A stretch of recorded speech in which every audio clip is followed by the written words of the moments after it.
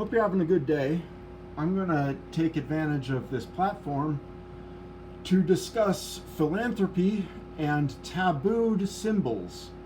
And so if you are easily offended or even hardly offended, I don't mean hardly in the typical way, if you're offended at all and you feel like censoring stuff, don't watch this video. Go have a great time. Call your mom. Call your dad. Call your step grandma. Call somebody and be with them and love your life. Because I'm going to do some things like say racial epithets and homophobic epithets in this video, as well as show you symbols that are in the shape of swastikas. And there's a reason I'm doing it. But again, if you can't handle it, there's nothing wrong with going and doing something better. Let me flip this cam and show you what I've got. Well, so I use that and these as weights. That's my fan. But now I've got a Nigrotardic faggot box. And let's say that we don't like that, because I don't. It's also a faggotardic nigger box. Now, the reason that I have that, and I know it's bizarre, is that I became obsessed about the N-word and ultimately the F-word, and I still have things that I want to talk about related to those two words. But my obsession ran me up against the taboo enforcers. A person that is enforcing a taboo attacks the person that is committing the taboo, that's doing the act that's sending everyone off the charts and making people mad. And I encountered that pro-censorship, anti-thought community, and I hit it head on. And there was no airbag. I had a terrible time, lost thousands and thousands of videos, probably 10,000 plus videos to the YouTube archives, where I don't know if I'll ever get them back, or if as a society we'll ever get to view them. And I'm not a public figure, but it is important to know what I'm like and to be able to access a lot of videos so that you realize this guy's long-winded and boring and pedantic, but I don't hate him, and he's not a racist or a homophobe. In fact, I'm so against bigotry that I think about saneism an awful lot. And I think saneism is a big milestone in our quest to expand empathy to the point where we have legitimate feelings about computers and rocks and wood and the world, which is big and cold, and, the universe has nothing to do with us. But if we can expand our empathy to everything, then we've got a good heart. Okay, let's see what's in those boxes, though.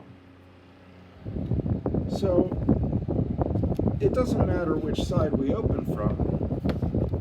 So let's start with the N-word one.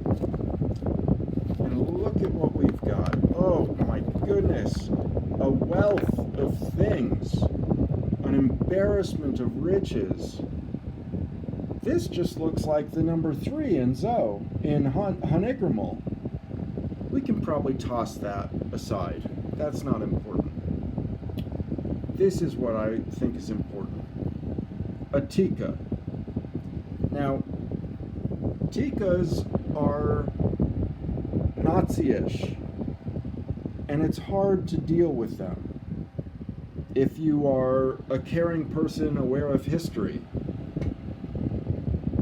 So they've been banished, especially in Germany, where the Holocaust happened and the genocide and all of the killings. So who cares? Why should we spend any time trying to reclaim a symbol like the tika? It may not surprise you to learn that I believe you should be allowed to sell products with tikas prominently displayed upon them. At the same time, I do recognize hate speech and its existence, and as a result, I take things seriously.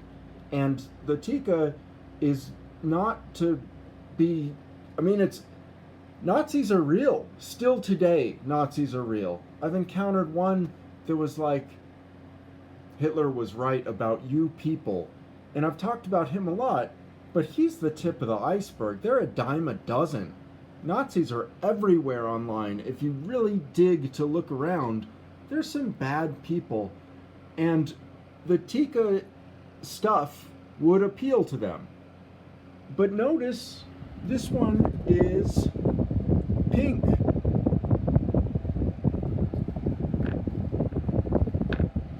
You know, that's a heart. These are clearly not your daddy's swastikas. These are Tikas. A pink Tika is not going to hurt anyone.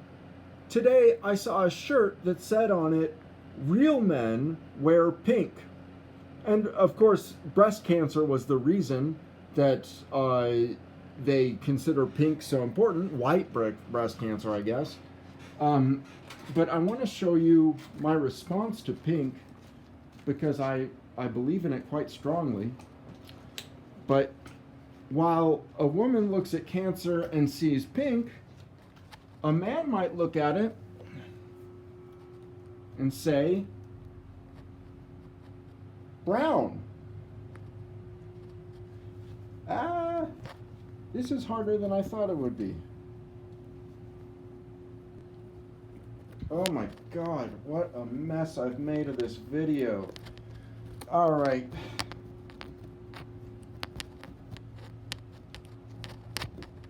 Brown. This is in my signature fashion line. So anyway, I want to sell shirts that say brown on them because poop, to tell you the truth, because there's a very much higher risk of colon cancer for men than there is of breast cancer for women. That may be because men's diet is less healthy, but why should we punish the victim? Perhaps brown could be a movement just as big as pink. People don't like sexism. Why not have equality on that subject? But that's not what we were talking about. We're talking about Tikas. What if we harnessed the Tika and the power that it has over mankind? Because it does. It grabs the eye. It's very sensible. It's like take a point, go out from that point, and go over. It's a human symbol at its core. But we have the taboo. So we could sell Tika-related merchandise. I could sell, in fact, I will. If you care to have a pink Tika or a red heart with a smiley face on it, I'm willing to sell you that. And as a result, I will take your money and I will give it to Doctors Without Borders. That's my go-to charity. Obama once bombed a clinic with Doctors Without Borders in it, or his military did. What a disaster the way we've treated the world. Doctors Without Borders is trying to fix that kind of thing. And so what if we domesticated symbols themselves? We actually took and domesticated the evilness that exists in humanity because frustration brings it out, and anybody, even the softest, sweetest little Care Bear, can sometimes bring out their hatred. What else do I have here?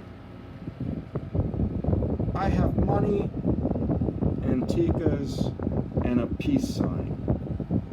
Let me get this peace sign out, because I hope you are wealthy. I hope you are happy.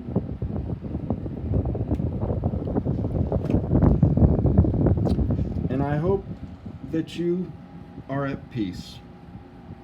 Thanks for watching. I hope you have a good day. I'll talk to you later. Goodbye.